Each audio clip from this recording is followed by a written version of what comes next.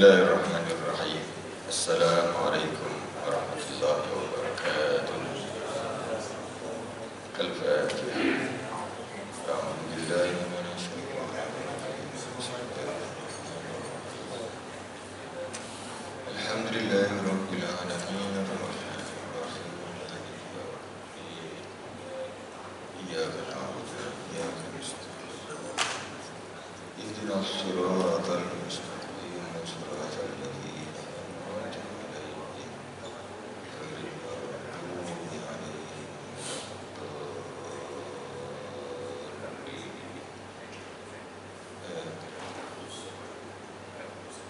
Bismillahirrahmanirrahim.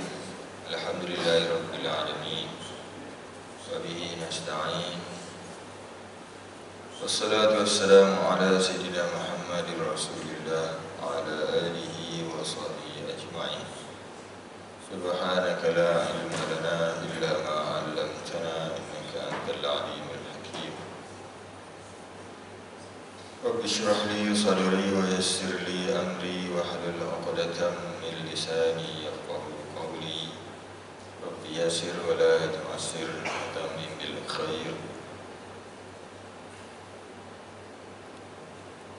Alhamdulillah, syukur kita kepada Allah SWT atas hidayah dan inayahnya, kurnia nikmatnya kepada kita. Selawat dan salam ke atas junjungan besar Nabi Muhammad serta keluarga dan para sahabat yang dikasihi Tuan Imam, Tuan Bilal, Tuan Siap, Merusi dan ahli jawatan kuasa surah Allah. Kita sambung pengajian tafsir surah Al-Baqarah. Kali ini kita baca ayat yang ke-44. Biasanya muka surat yang ke-7. A'udzu billahi minasy syaithanir rajim.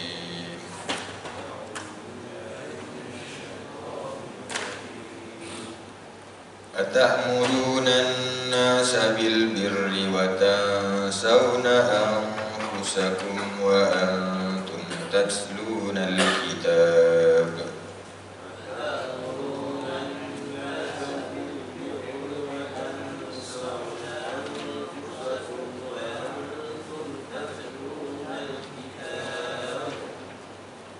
Afala ta'qilun. Apakah kamu menyuruh manusia berbuat kebajikan? Patutkah kamu menyuruh manusia supaya berbuat kebaikan, sedangkan kamu lupa akan diri kamu sendiri, padahal kamu membaca kitab Allah? Tidakkah kamu berakal? Tidakkah kamu fikirkan? Wasta'inu bis-sabri was-salah. Wa innaha lakabiratun illa 'alal khashi'in.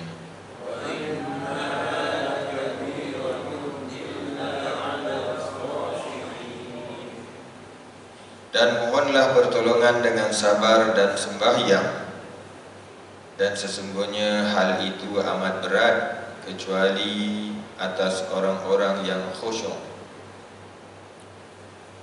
Alladzina yadhunnuna annahum mulaqu rabbihim wa annahum ilaihi raji'un.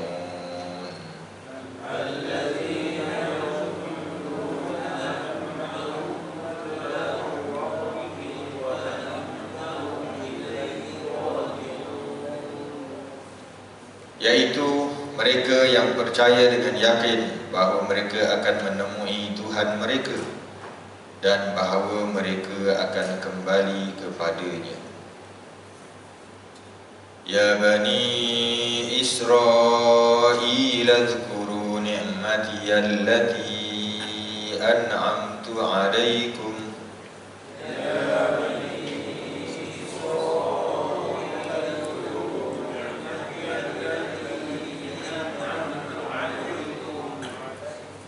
Wa anni faddaltukum 'alal 'alamin.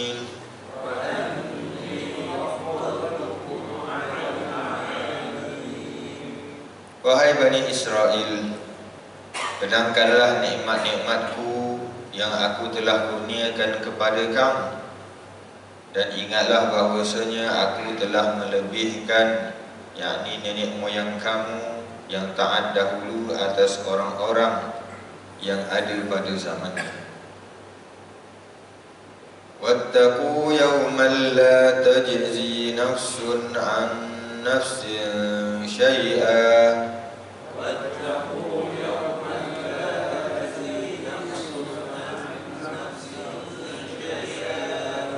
ولا يقبل منها شفاعة ولا يؤخذ منها عدل ولا هم ينصرون.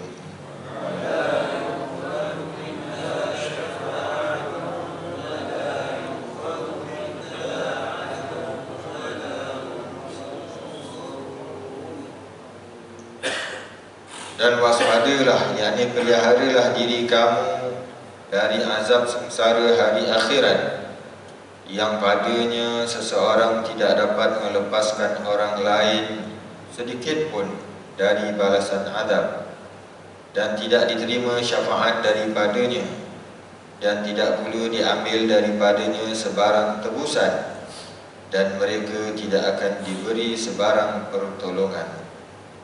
Sadaqallahul azim.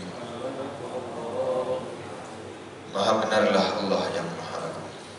Ayat 44 hingga 48 Suratul Baqarah.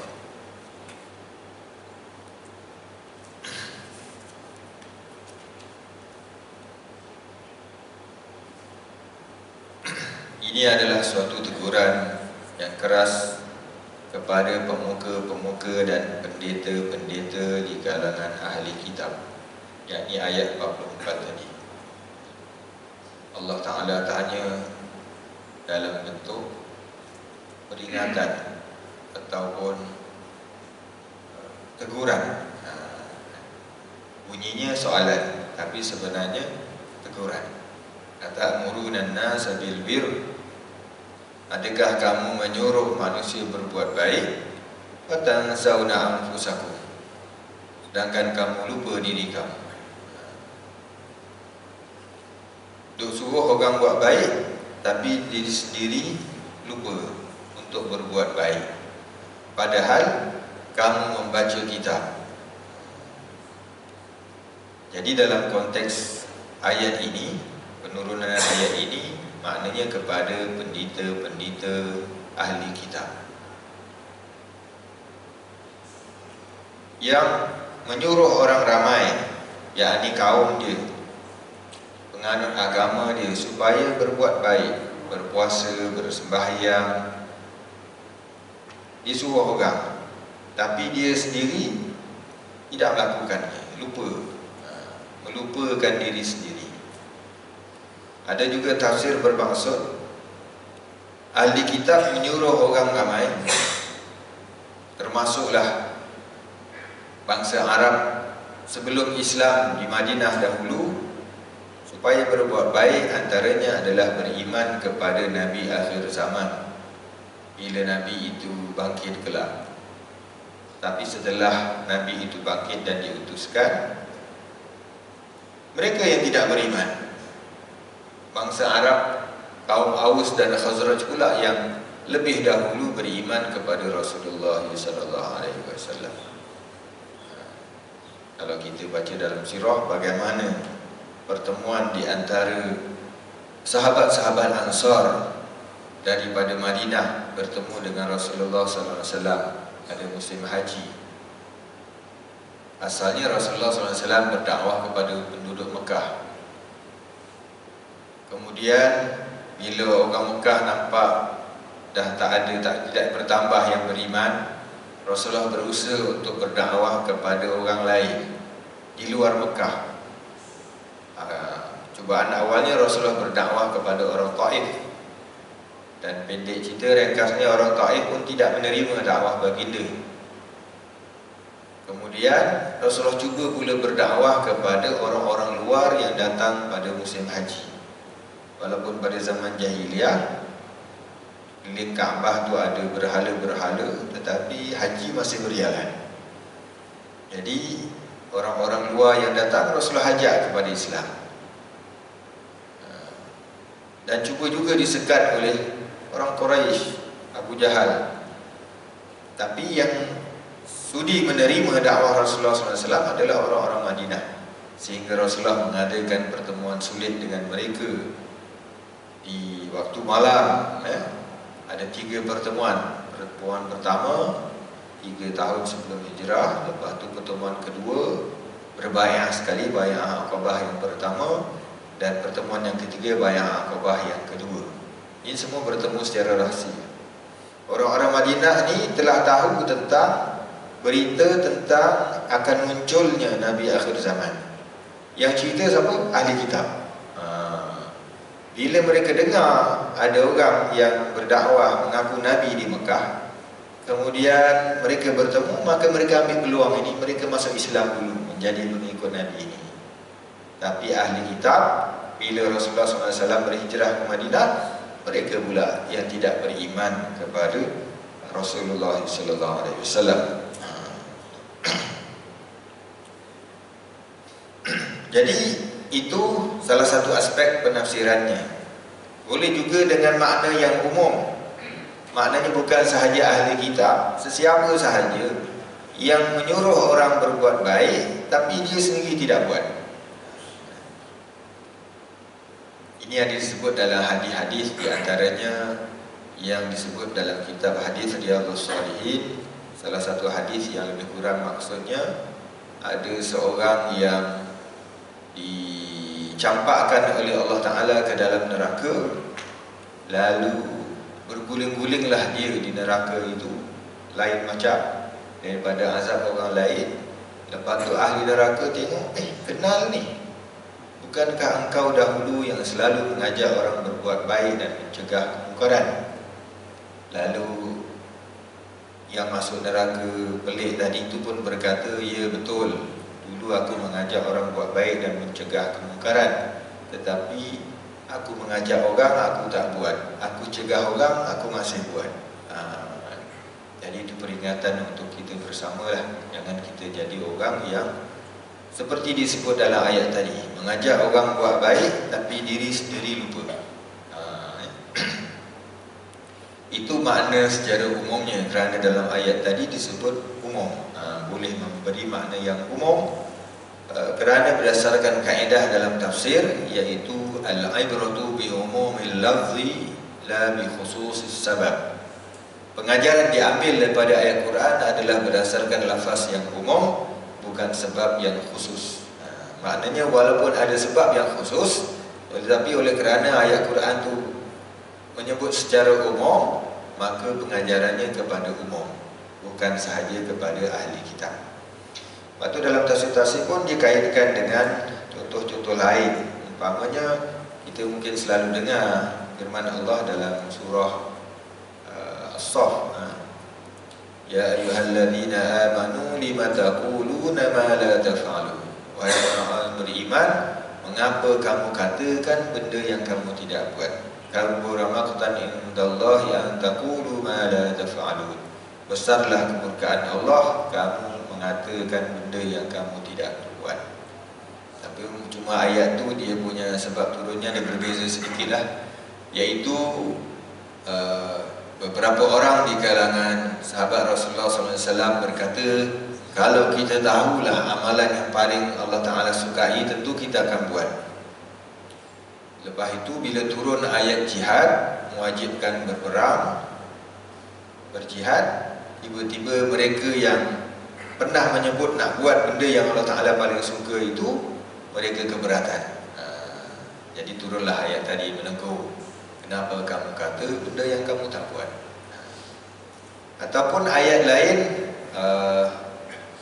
tentang peristiwa pada zaman Nabi Syamuel yang disebut dalam surah Al-Baqarah juga, belah hujung sikit, dan nak masuk juzuk yang ketiga, sebelum juzuk kedua, belakang juzuk kedua tu ada cerita tentang Panglima Talut. Panglima Talut yang dipilih oleh Allah Ta'ala untuk memimpin Bani Israel berperang dengan kaum yang berbadan besar, yang ada panglima bernama Jalut. Jadi Allah Ta'ala sebut tentang peristiwa itu, alam tara ilal mala'i min Bani Israel min ba'di Musa, tidakkah engkau lihat kepada para pembesar di kalangan Bani Israel selepas zaman Nabi Musa, idh qalu linabiyyin lahu ba'ath lana malikan nuqatil fi sabilillah, ketika mereka berkata kepada nabi mereka yang tidak disebut namanya dalam Quran, tapi dalam tafsir tersebut Nabi Syama'il, ib'ath lana malikan, pilihlah atau latihlah di kalangan kami seorang raja, nuqatil fi sabilillah, supaya kami boleh berperang pada jalan Allah. Nabi Syama'il berkata, qala hal asaitum in kutiba alaikumul qitalu alla tuqatilu, tidakkah kamu bimbang jika diwajibkan berperang nanti kamu pula yang tak nak berperang? Falamma kutiba alaihimul qital tawallaw illa qalilan minhum, bila sampai masa difardukan, diwajibkan ke atas mereka berperang, mereka berpaling kecuali sedikit di kalangan mereka. Tadinya beria-ia, tapi bila sampai masanya mereka yang belakang yang tak nak buat. Jadi ini semua ingatan kepada ahli kitab dan juga kepada manusia umumnya, termasuk kita orang-orang yang beriman. Jangan kita jadi orang yang menyuruh kepada kebaikan tetapi lupa diri sendiri tidak melakukannya. Jadi sesiapa saja yang menyuruh Allah, menyuruh manusia buat baik, dia hendaklah buat kebaikan itu. Dan yang mencegah kemungkaran, dia hendaklah mengelakkan kemungkaran itu.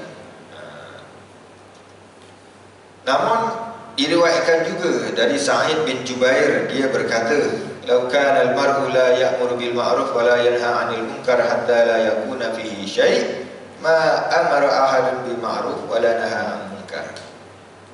Kalaulah seseorang itu tidak menyuruh kepada ma'ruf dan mencegah daripada kemungkaran sehingga tidak ada apa-apa lagi pada dirinya baru dia nak buat, maka tidak ada sesiapa yang akan menyuruh kepada ma'ruf atau mencegah kemungkaran.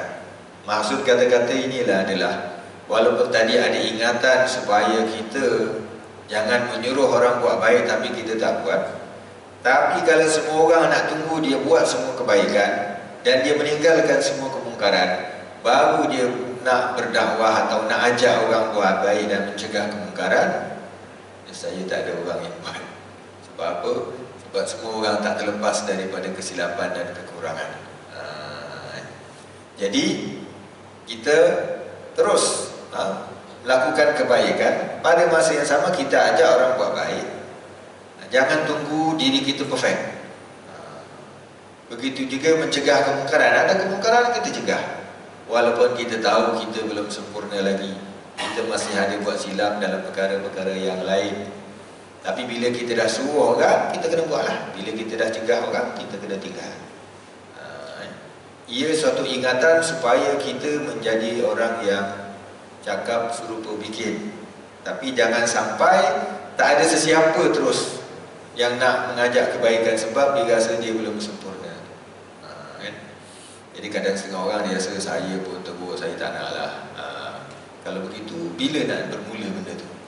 Kita tengok dalam sirah Rasulullah SAW, baginda ketika dilantik menjadi Nabi dan Rasul, baginda itu disuruh terus berdakwah, ajak orang kepada kebaikan. Padahal ajaran Islam belum diturunkan habis kepada Rasulullah SAW. Maknanya Nabi terima pengajaran daripada Allah Ta'ala dan Nabi sampaikan dan ajak manusia mencegah daripada kemungkaran.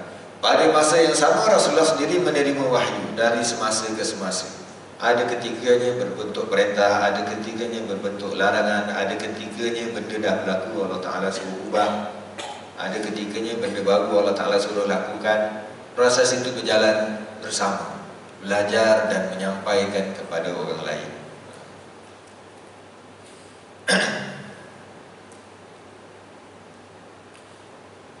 Itu berbeza dengan apa yang berlaku kepada ahli kitab. Mereka ajak orang buat baik, tapi mereka tidak melakukannya. Sebagai contoh, kalau pada hari ini yang disebut pada zaman Rasulullah SAW, ahli kitab pada zaman itu, maknanya di kalangan mereka benda itu berlaku. Berbanding di kalangan umat Islam, di kalangan ulama-ulama Islam, tidaklah berlaku seperti di kalangan ahli kitab. Saya kalau contoh yang moden ini, umpamanya kalau kita kenal seorang pendakwah di Amerika Syarikat, namanya Yusuf ST. Yusuf ST. Itu boleh tengok YouTube dia. Yusuf ST ni orang tanya dia, apa yang menyebabkan dia berpindah ataupun memeluk Islam, padahal dulunya dia adalah seorang padri.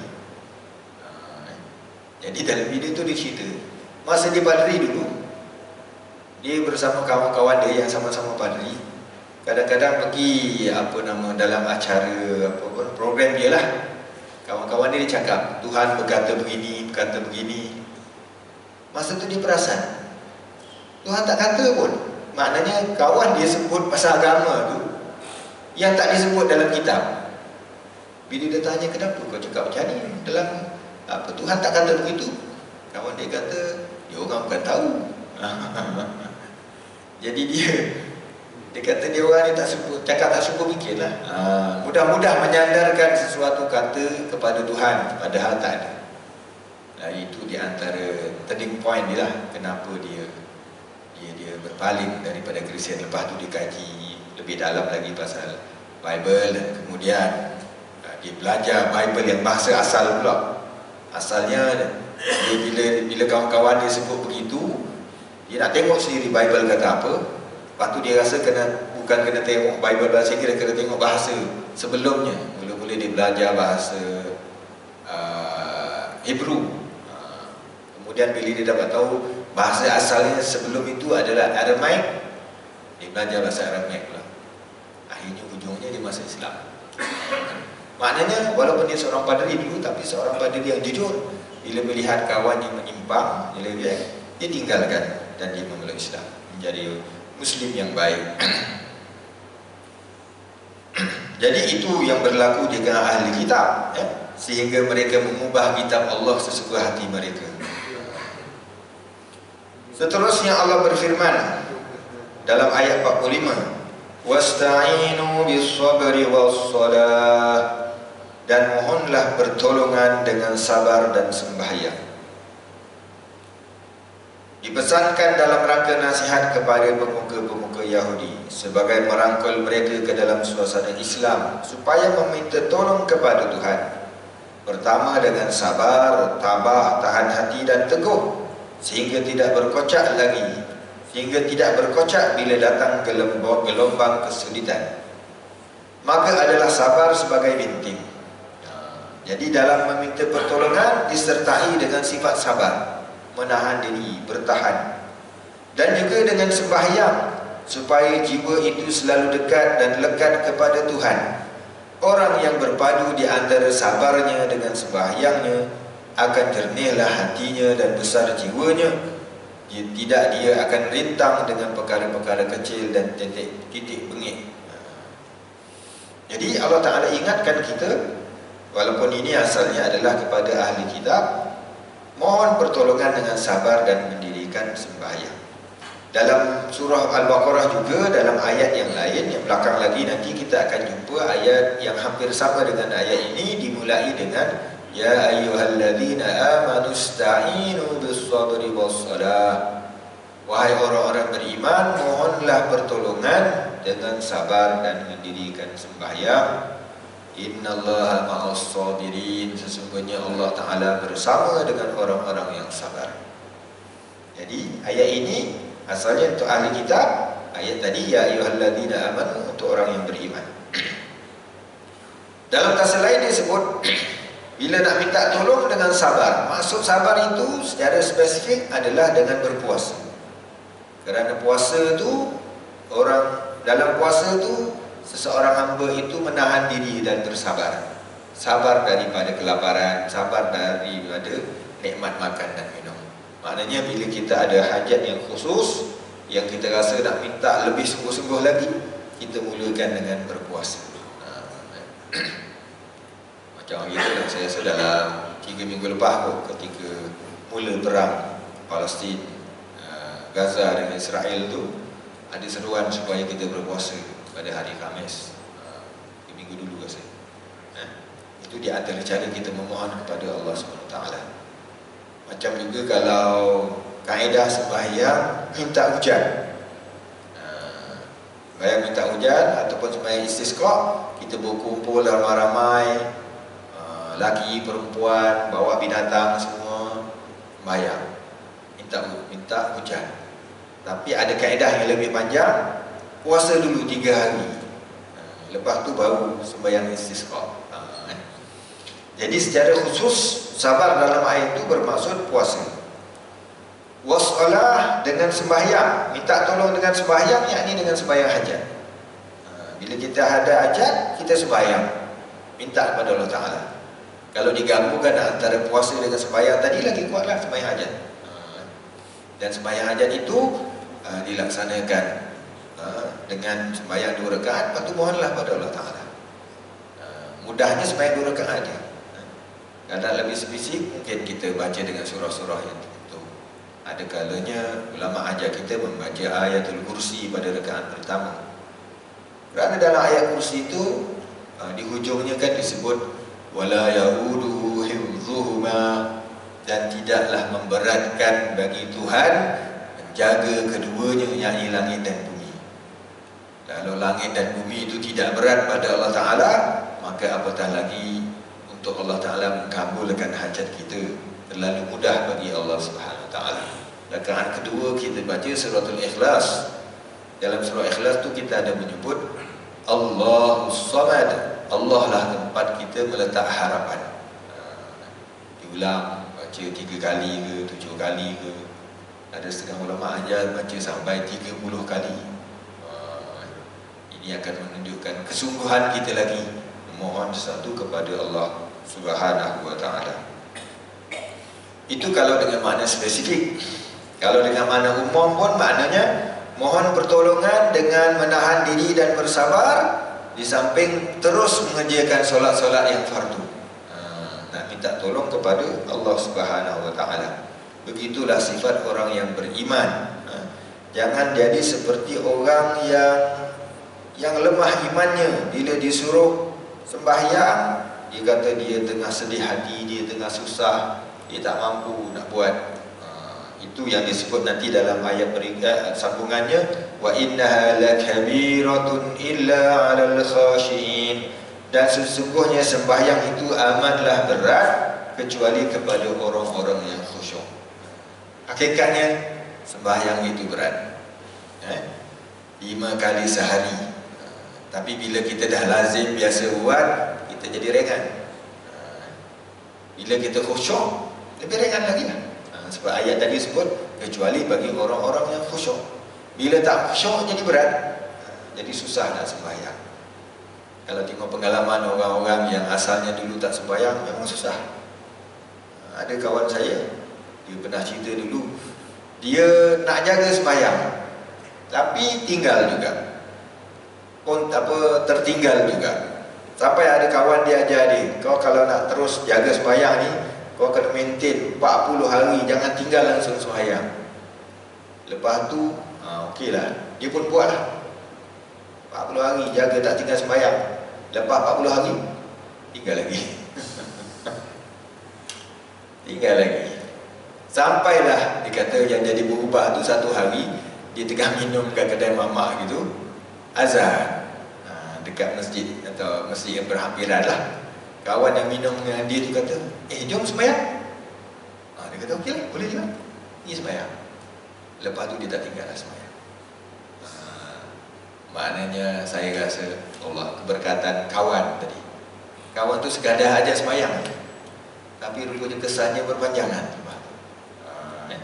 Jadi kita jangan merasa keberatan, ataupun bila ajak orang buat baik, antaranya ajak sembahyang, kita rasa nak ikut ke orang ni. Ajak jom sembahyang, okey pergi dulu. Jangan jemu. Mengajak orang buat baik, ajak orang sembahyang, mengingatkan ahli keluarga sembahyang. Jangan kita fikir, alah dia orang dah tahu dah, buat apa nak ingat-ingatkan. Tak, memang kena suruh. wasallam. Dalam Al-Quran Allah Ta'ala sebut wa'mur ahlaka bis-salati wastabir 'alaiha, dan suruhlah ahli keluargamu bersembahyang dan bersabarlah padanya. Bersabar pada mengajak orang sembahyang, mengajak ahli keluarga sembahyang, ataupun dengan maksud bersabar mengerjakan sembahyang itu. Dua-dua boleh. Dan disebut juga dalam Quran tentang Nabi Ismail alaihi salam, wa kana ya'muru ahlahu bis-salati waz-zakah. Adalah dia Ismail menyuruh ahli keluarganya sembahyang dan menunaikan zakat. Keluarga Nabi pun diingatkan oleh Nabi-Nya. Kadang-kadang kita tengok ahli keluarga anak tu kan macam liar nak sembahyang, itu suruh-suruh, lama-lama kita kata dah besar panjang, pandailah sendiri, tanggung dosa sendiri. Dah suruh lagi, jangan jemu mengajak orang memperbuat kebaikan, utamanya solat. Sebab ada pahalanya di situ. Bayangkan Nabi Ismail pun suruh keluarganya. Sayyidina Ali pun mengingatkan. Sayyidina Ali diriwayatkan bila nak pergi sembahyang subuh, on the way nak ke masjid tu, dia ketuk rumah-rumah yang dia lalu, sembahyang, solat. Begitulah, perlu sentiasa diingatkan. Sampai bila? Sampai kita meninggal. Kurang-kurangnya bila kita meninggal, ahli keluarga yang malas sembahyang tu, masa tu dia ingat. Masa arwah ada, selalu diingatkan sembahyang. Mungkin masa tu baru dia berubah, baru dia boleh bergerak sendiri. Alhamdulillah ada pahala kita dapat, insya-Allah, kerana kebaikan yang kita suruh orang lain buat, akhirnya dia ikut. Kadang-kadang kita tak tahu bila seseorang manusia itu akan berubah betul jadi baik. Tapi kalau dia berubah kerana kita, insya-Allah kita dapat pahala yang berpanjangan. Berdasarkan hadis yang lain, ad-dalu ala syai'in kafa'ilih, orang yang menunjukkan pada satu kebaikan, satu perbuatan, dia seperti orang yang melakukannya. Jadi di hujung ayat tadi Allah Ta'ala sebut sembahyang itu berat. Berat kecuali bagi orang yang khusyuk. Memang berat. Kadang-kadang yang tak biasa sembahyang tu pun dibuat 2-3 kali sembahyang pun dia rasa cukup dah. Ada seorang artis, tapi bukan orang Malaysia lah, pernah bertemu ramah oleh wartawan lah, macam mana amalan agama kamu. Artis tu Islam. Dia kata, kadang-kadang saya sembahyang sekali 3 kali. Confident dia. Dia nak tunjuk bahawa dia pun sembahyang. Pelakon lah, adalah pelakon satu negara tu. Tapi dia sebut 3 kali. Ya, banding dengan orang Kristian seminggu sekali. Ada agama tu sehari sekali. Orang Islam, 3 rasanya banyak lah tu. Sebenarnya tak cukup. Kurang-kurangnya kena 5. Dia buat 3 je. Berat. Tapi berat itu pun bila kita bayangkan salat itu asalnya Allah Ta'ala fardukan kepada Rasulullah SAW 5 waktu. Dah bagi diskaun lah jadi 5 waktu. Tapi pahalanya macam 10 kali ganda. Jadi Allah Ta'ala dah berikan keluasan ataupun keringanan untuk kita. Hakikatnya sembahyang itu sentiasa menghubungkan kita dengan Allah Subhanahu Wa Ta'ala. Bila kita dapat rasai nikmat sembahyang dan seronoknya sembahyang, bila tak rasa nak tinggal tu rasa tak selesa, itu alhamdulillah, baik dah. Kita rasa seronoknya sembahyang, muncullah sembahyang itu difardukan oleh Allah Ta'ala. Sebab tu kita baca dalam hadis Mi'raj itu, Isra Mi'raj, bila Rasulullah SAW turun dari menemui Allah Ta'ala, turun ke langit yang bawah, langit ke-7, Nabi Musa AS tanya kepada Rasulullah SAW, apa yang diberi oleh Tuhanmu kepadamu? Rasulullah menjawab, solat 50 waktu. Padahal itu adalah perintah, tapi cara Nabi Musa tanya itu macam apa Tuhan bagi? Maknanya ada hadiah apa-apa ke Allah Ta'ala bagi. Jadi hakikatnya sembahyang itu kita perlukan, dan muncullah Allah Ta'ala fardukan sehingga kita sentiasa melakukannya. Ju'ilat qurratu aini fi shalah, dalam hadis Rasulullah SAW bersabda yang bermaksud dijadikan penyejuk mataku dalam sembahyang. Rasulullah merasa lega, rehat, tenang dengan sembahyang. Kadang-kadang Rasulullah nak suruh Bilal, nak suruh solat berjamaah ni, Rasulullah suruh Bilal azan Cara Rasulullah suruh Bilal azan tu, Rasulullah kata, ya Bilal, arihna ya Bilal, wahai Bilal, rehatkanlah kami. Lalu Bilal pun azan. Solat itu rehat. Ya, bila kita sembahyang sebenarnya kita dah fokus kepada Allah SWT sahaja. Masa itulah kita jadi relax. Di luar sembahyang ni kita mungkin fikir macam-macam. Fikir masalah tu, fikir masalah ni, isu tu, isu ni. Bila kita sembahyang, semua tu sepatutnya kita tinggal untuk khusyuk. Jadi itulah rehat yang kita dapat di sisi Allah Subhanahu wa taala. Sembahyang itu berat kecuali bagi orang-orang yang khusyuk. Maknanya dengan khusyuk dalam solatlah kita dapat merasakan ringan. Solat itu tidak berat, solat itu lebih ringan. Siapakah orang-orang yang khusyuk? Bila bincang pasal khusyuk ni, ada macam-macam kaedah lah para ulama bincang. Ada ulama bincang dari segi memberi fokus kepada perbuatan-perbuatan dalam solat. Ada yang ajar kaedah memberi tumpuan pandangan. Maksudnya masa solat tu kita kena tengok tempat sujud. Bila kita rukuk, kita lihat tempat antara dua kaki kita, tengah.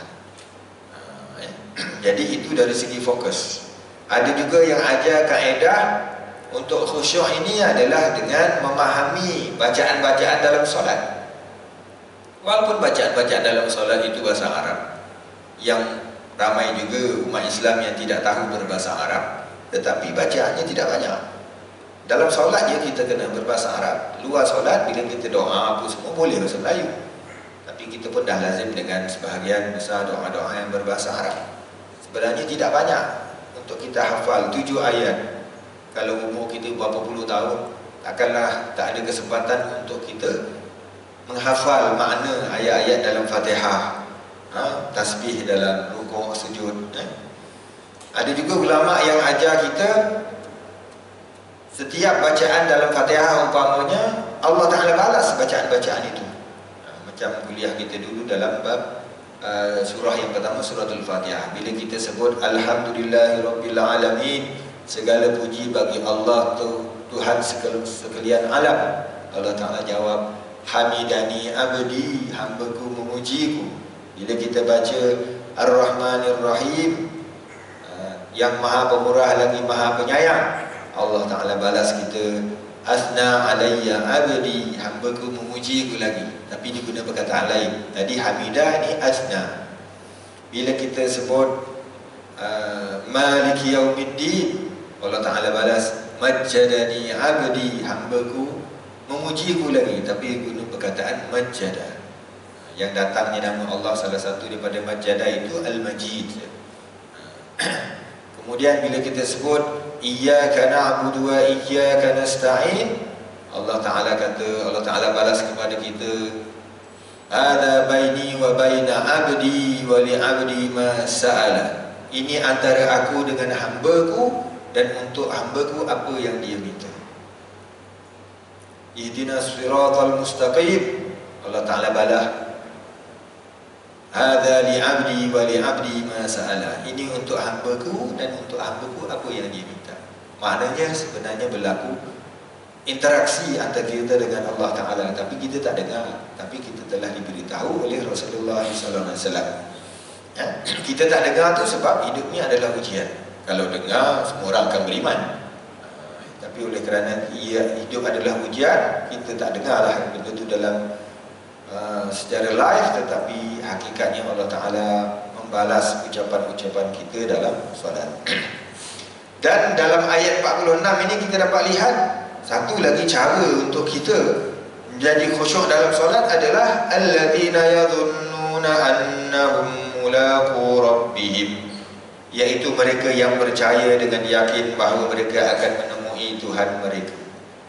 Kita ingat bahawa selepas ini kita akan bertemu dengan Tuhan. Selepas hidup ini kita akan mati dan kita akan menghadap Tuhan. Kita akan dibangkitkan di padang mahsyar untuk menghadapi hisab depan Tuhan dan kemudian menerima balasan daripadanya. Bila kita ingat kita nak bertemu dengan Tuhan, Maka itu salah satu cara untuk kita khusyuk. Kita sembahyang, kita ingat lepas ni akan berlaku kematian dan kita bertemu dengan Tuhan. Sebab tu dalam satu hadis Rasulullah SAW sebut, sallu salatal muwaddi', sembahyanglah kamu seolah-olah sembahyang orang yang akan mengucap selamat tinggal. Maknanya sembahyanglah seolah-olah itu adalah solat yang terakhir. Lepas tu kita mati. Kalau kita ingat yang itu, insya-Allah kita akan jadi khusyuk dalam solat.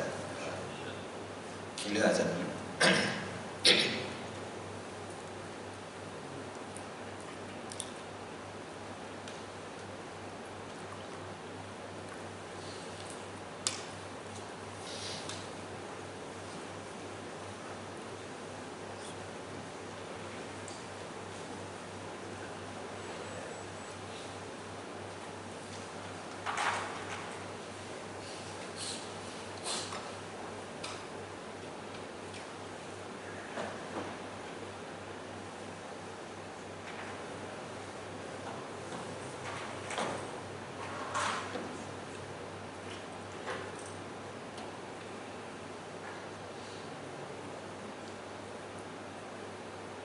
Allahu Akbar, Allahu Akbar.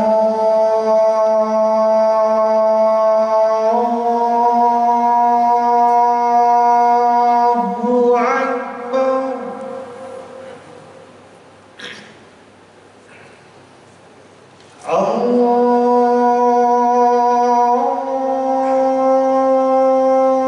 Akbar.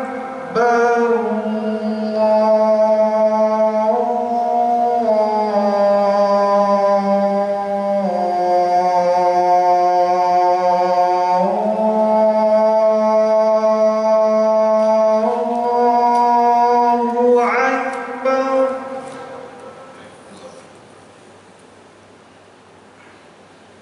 Asyhadu an la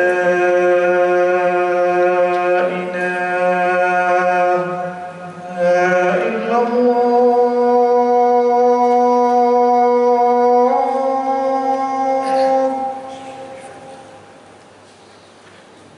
Asyhadu an la ilaha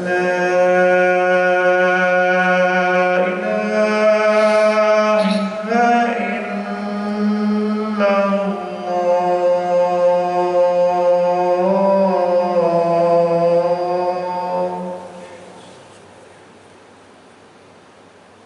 Asyhadu anna Muhammadar Rasulullah.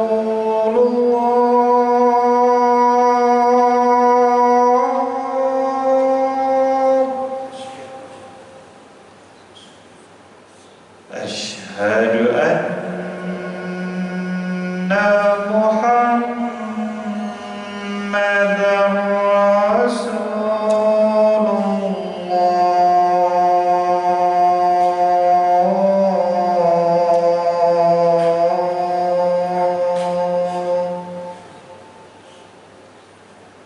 Hayya 'alas shalah.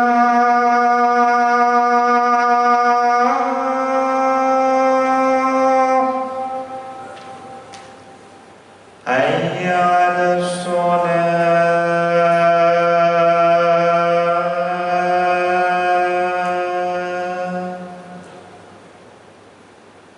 Hayya 'alal falah.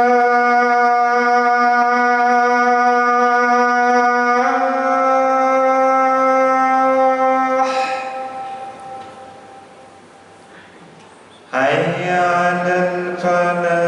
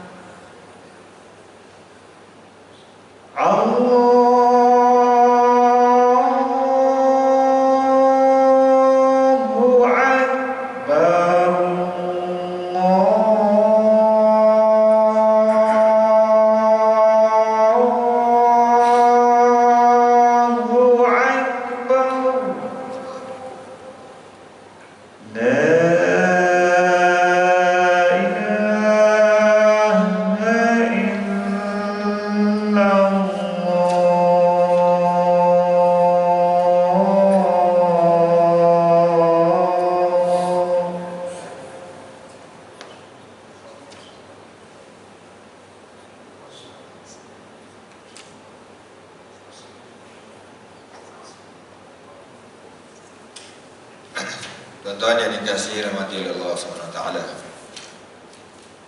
alladzina yadhunnuna annahum mulaqu rabbihim, yaitu orang-orang yang percaya. Dalam terjemah disebut sungguh percaya bahawa mereka akan bertemu dengan Tuhan mereka dan bahawasanya mereka akan kembali kepadanya. Orang-orang yang khusyuk adalah orang yang percaya bahawa mereka akan bertemu Tuhan dan kembali kepadanya. Bukan sekadar bertemu, tapi lepas tu kembali kepada Tuhan. Maknanya kita bukan sekadar mati, lepas mati kita dibangkitkan untuk bertemu Tuhan, dihisap. Bila memikirkan bahawa kita akan berhadapan dengan Allah Ta'ala, maka solat tu akan lebih khusyuk lagi. Kita berhadapan dengan Allah Ta'ala disebut dalam hadis sendirian, tanpa penterjemah. Di hadapan kita Allah Ta'ala, di kanan kita amalan baik kita, di kiri kita amalan jahat kita, di depan bawah itu adalah neraka Jahannam. Itu ada disebut dalam hadis dalam kitab Riyadhus Shalihin. Sendirinya kita menghadap Allah Ta'ala seperti Allah Ta'ala sebut dalam surah Maryam, ujung surah Maryam, wa kulluhum atihi yaumal qiyamati farda, dan semua mereka akan menghadap Tuhan dalam keadaan sendirian. Kat dunia ni kalau kita nak menghadap orang besar, raja ke, menteri ke, kadang kita bawa kawan, bawa teman. Tapi menghadap Allah Ta'ala sendiri, ada geng. Jadi bila kita fikirkan macam mana kita nak menghadap Allah Ta'ala sendiri, kita akan lebih khusyuk lagi dalam solat. Dan kita akan kembali kepada Allah Ta'ala menerima balasan sama ada ke syurga ataupun ke neraka, waliyadzubillah. Ini ingatan-ingatan supaya kita tahu matlamat dan ujung hidup kita di mana nanti. Sebab itulah solat itu sentiasa menghubungkan kita dengan Allah Subhanahu Wa Ta'ala. Kemudian ulama juga bahaskan dalam ayat ini Allah Ta'ala gunakan yadhunnuna. Yadhunnuna memang diterjemahkan yang sungguh percaya, yang sangat percaya. Tapi kalau kita belajar bahasa Arab, yadhunnuna ni dalam bahasa Arab maknanya menyangka, zon. Kalau dalam ranking kepercayaan tu, yang paling bawah sekali yang tak percaya lah. Bila ada atas sikit, itu dipanggil syak, waham. Waham ni 25%. Bila separuh-separuh, 50 percaya, 50 tak percaya, syak. Bila 75% percaya, 25% belum lagi, itu namanya zon. Bila 100%, barulah dipanggil yakin. Dalam ayat awal surah Baqarah dulu kita disebut alladzina wa bil akhirati hum yuqinun, mereka yakin dengan akhirat. Kenapa di sini digunakan perkataan zon, tak guna yakin? Salah satu tafsirannya adalah ulama kata zon di sini dengan makna yakin. Kerana dalam ayat-ayat lain pun Allah Ta'ala ada menyebut penggunaan zon dengan makna yakin. Umpamanya dalam suratul Haqqah, inni dhanantu anni mulaqin hisabiyah, yang maksudnya sesungguhnya aku zon bahawa aku akan bertemu dengan hisab. Zon di sini dengan makna mengetahui, aku tahu aku akan dihisab. Kadang-kadang dalam bahasa Melayu pun ada benda macam ni. Dalam satu konteks maknanya lain, dalam konteks lain maknanya lain, berbeza sedikit. Begitulah juga perkataan zon dalam bahasa Arab, kadang-kadang dengan makna sangkaan, seperti yang selalu kita sebut su'zon, husnuzon, itu sangkaan. Tapi dalam ayat ini, juga dalam surah Al-Haqqah, zon dengan makna yakin. Tengok konteks lah penggunaan. Memang dalam Quran ada beza-beza begitu. Bahkan dalam bahasa kita, bahasa Melayu pun, kadang satu perkataan tu berbeza makna ketika konteksnya berbeza. Contoh paling mudah saya pernah sebut dulu, mangga. Kalau kita cerita pasal mangga di kebun, dia adalah buah. Tapi kalau mangga kita cerita di DIY, dia adalah kunci. Tapi kalau kita pergi kedai buku, mangga itu adalah majalah. Jadi tengok konteks. Begitulah juga bahasa Arab, khususnya Al-Quran, ada makna-makna berbeza. Macam perkataan roh. Roh, yas'alunaka 'anir ruh, mereka bertanya kepada Muhammad tentang roh. Itu adalah roh yang ada dalam jasad manusia. Tapi bila Allah Ta'ala sebut tanazzalul malaikatu warruh, malaikat turun pada malam Al-Qadar bersama roh. Roh dalam ayat itu adalah malaikat Jibril yang gelarannya adalah Ruhul Qudus, Ruhul Amin. Dan bila Allah Ta'ala sebut tentang Nabi Isa itu Ruhullah. Itu bukan roh dari Allah. Jadi Nabi Isa bukan, tapi roh yang dimiliki oleh Allah, diberikan, ditiupkan dalam rahim Maryam, lalu Maryam mengandung tanpa berlaku persetubuhan dengan mana-mana lelaki, jadilah Nabi Isa alaihissalam digelar Ruhullah. Ada juga tafsiran lain menyebut bahawa bila ayat ni kata orang yang khusyuk adalah orang yang menyangka ataupun zon bahawa mereka akan bertemu dengan Tuhan, maka kata ulama, ini baru zon pun dia dah khusyuk. Kalau dia yakin, dia lagi khusyuk. Maknanya itu dari segi tingkatan kepercayaan dan keyakinan kita tentang pertemuan kita dengan Allah Subhanahu Wa Taala. Itulah 3 ayat yang sempat kita baca tafsirannya pada malam ini. Ayat seterusnya kita sambung dalam kuliah akan datang. Ada apa? Kita ada sekali itulah untuk malam ini. Apa yang baik pada Allah SWT, yang kurang dari kelemahan diri saya mohon ampun kepada Allah SWT. Aku qauli hadza wa astaghfirullahal azim li wa lakum. Kita tangguh dengan tasbih kifarah dan suratul Asr. Subhanallah wa bihamdihi, subhanakallahumma bihamdika, asyhadu an la ilaha illa anta, astaghfiruka wa atubu ilaik. Bismillahirrahmanirrahim. Wal 'asri innal insana lafi khusr illa alladhina amanu wa 'amilus solihati wa tawasaw bil haqqi wa tawasaw bis sabr. Allahumma shalli ala sayyidina Muhammad wa ala ali Muhammad. Allahumma iftah alaina futuhal 'arifin bi hikmatika wa anshur alaina min khazain rahmatika ya dzal jalali wal ikram. Allahumma ij'alna minal ladzina yastami'una al-qawla fayattabi'una ahsanah. Ya Allah, jadikanlah kami di kalangan orang yang mendengar kata dan menurut kebaikan-kebaikannya. Allahumma a'izzal Islam wal muslimin, Allahumma ansur al-mujahidin wal mustada'afin fi Palestin. Allahumma rudd kaida a'daihim ala nuhurihim. Allahumma rabbana atina fid dunya hasanah fil akhirati hasanah wa qina adzaban nar. Wa sallallahu ala sayyidina Muhammad wa ala alihi wa sahbihi wa sallam. Alhamdulillahirabbil alamin. Assalamualaikum warahmatullahi wabarakatuh.